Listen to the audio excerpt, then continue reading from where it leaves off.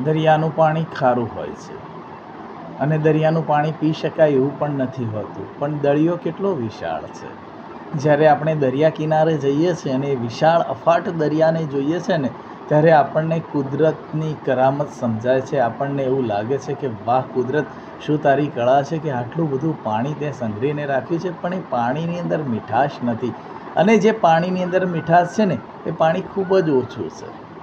એટલે તમને જીવનની અંદર કોઈ સારું સંગત મળે ને, કદાચ એકાદી મળે ને તો પણ એને સ્વીકારી લેવું. કેમ કે કુસંગતવાળા તો ઘણા બધા વ્યક્તિઓ તમને જીવનમાં મળશે, અને એ વ્યક્તિઓ તમને ખરાબ રસ્તે લઈ જવા માટે ખૂબ જ પ્રયત્ન કરશે.